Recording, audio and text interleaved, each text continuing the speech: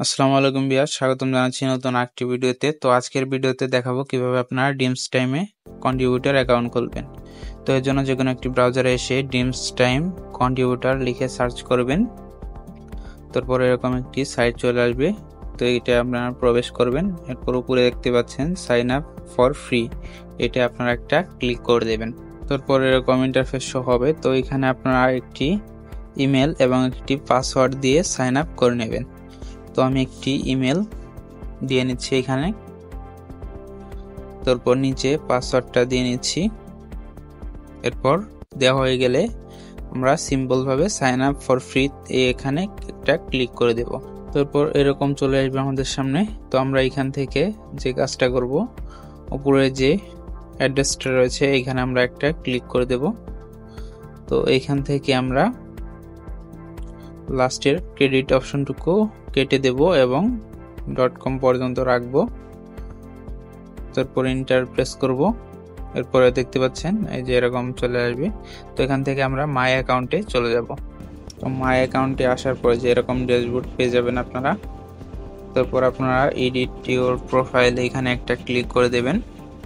তো আমাদের এখানে কিছু ইনফরমেশন দিতে হবে। তো দেখতে পাচ্ছেন যে এই ইনফরমেশনগুলো আমাদের ফিল আপ করতে হবে। তো অবশ্যই এই ইনফরমেশনগুলো আপনারা আপনাদের এনআইডি কার্ড অনুযায়ী ফিল আপ করবেন, যেন ভুল না হয়। খুবই সাবধানতার সাথে দেখে দেখে আপনারা এইগুলো ফিল আপ করে দেবেন। তো এখানে আপনাদের নাম, অ্যাড্রেস, সিটি, কান্ট্রি এবং জিপ কোড দেবেন। তো একটি ফোন নাম্বার দেবেন। তো এইসব আপনাদের যে পার্সোনাল আর কি ইনফরমেশনগুলো রয়েছে আপনারা জানেন বিভিন্ন সাইটে দিতে হয় এগুলো। তো এইভাবে আপনারা এগুলো ফিল আপ করে দেবেন। আশা করি আপনারা পারবেন। তো হয়ে গেলে আপডেট প্রোফাইলে ক্লিক করে দেবেন। এই সাকসেসফুলি চলে আসবে এখানে, দেখতে পাচ্ছেন। তারপর আমরা ব্যাক চলে যাব। তো এইখানে আসার পর আপলোড ফাইলে ক্লিক করে দেবেন। তারপর এরকম চলে আসবে। তো এইখান থেকে আমরা এই যে এই প্লাস আইকনে ক্লিক করে দিব। তো তার আগে আপনারা দেখতে পাচ্ছেন যে অ্যাকসেপ্টেড কন্টেন্ট টাইপ, তো এইটা আপনারা করে নেবেন ভালোভাবে। এখানে কি কি কোয়ালিটির ইমেজ এবং কি কি ভিডিও আপনারা দিতে পারবেন সেগুলো এখানে ভালোভাবে লেখা রয়েছে। তো এটা পরে আপনারা এখানে যে প্লাস আইকন দেখতে পাচ্ছেন এখানে একটা ক্লিক করে দেবেন। তাহলে আপনাদের যেই জায়গায় আর কি ফাইলটা রয়েছে সেখান থেকে আপনারা ফাইলটা সিলেক্ট করে দেবেন। তো আমার এইখানে ফাইলগুলো রয়েছে, তো আমি এগুলো সিলেক্ট করে দিচ্ছি। তো আমাদের অবশ্যই জেপিজি ইমেজ সিলেক্ট করতে হবে ফার্স্টে। তো আমরা জেপিজিটা আপলোড করে দেব। এরপরে আমরা ইপিএস ফাইলটা অ্যাটাচ করে দেব। দেখতে পাচ্ছেন এটা কিন্তু আপলোড হয়ে গেছে। তো এরপর আপনারা আপলোড কন্টেন্টে চলে যাবেন। তো এখানে গেলে আপনারা আপলোড করা ইমেজটি দেখতে পারবেন। তো এটার উপরে একটি ক্লিক করে দেবেন। তো ক্লিক করার পর যে এরকম অপশন চলে আসবে আপনাদের সামনে। তো আপনারা এখান থেকে স্ক্রল করে নিচের দিকে চলে যাবেন। তো এই কাজটা অবশ্যই ফার্স্টে করে নেবেন। তো দেখতে পাচ্ছেন অ্যাটাচড এডিশনাল ফরম্যাট ফাইল। তো এখানে অ্যারোতে একটি ক্লিক করে দেবেন, সবুজ অ্যারোতে। তারপর আপনাদের ফাইল ম্যানেজারে নিয়ে যাবে। তো এখান থেকে আপনারা ইপিএস ফাইলটা সিলেক্ট করে দেবেন। তো দেখতে পাচ্ছেন আমি ইপিএস ফাইলটা সিলেক্ট করে দিচ্ছি। তো যদি আপনারা শুধু জেপিজি আপলোড দেন সেক্ষেত্রে আপনাদের ইপিএস ফাইল দিতে হবে না। আর যদি অ্যাডিশনাল কোনো ফাইল থাকে সেক্ষেত্রে এখান থেকে আপনারা অ্যাড করে দিতে পারেন। তো দেখতে পাচ্ছেন এই যে সবুজ লাইনটা যাচ্ছে, তো এটা সম্পূর্ণ ফিল আপ হলে এটা আপলোড হয়ে যাবে। তো সেই পর্যন্ত আপনাদের অপেক্ষা করতে হবে। তো এটা ডিপেন্ড করে নেট স্পিড কেমন, তো সেইটার উপর।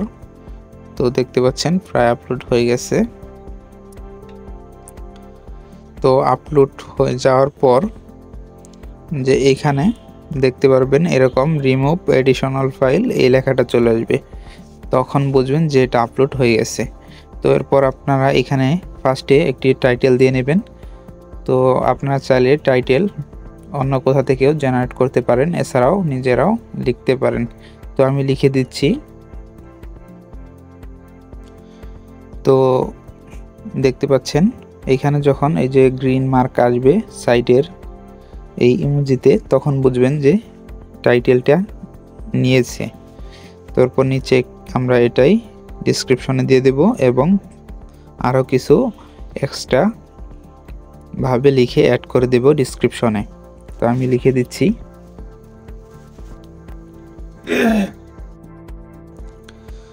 তো দেখতে পাচ্ছেন, এরপর লেখা হয়ে গেলে নিচে আমরা চলে আসবো কিওয়ার্ড সেকশনে। তো এখানে আমি কিছু কিওয়ার্ড দিয়ে নিচ্ছি।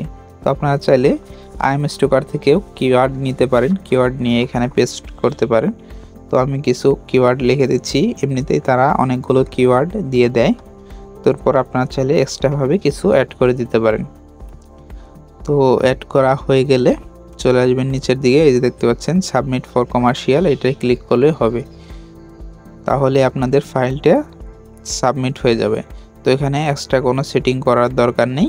তো এখানে আপনারা সাবমিট ফর কমার্শিয়ালে ক্লিক করে দেবেন।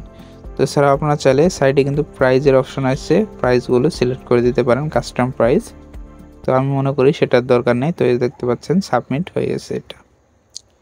তো এভাবে আপনারা কাজগুলো করবেন।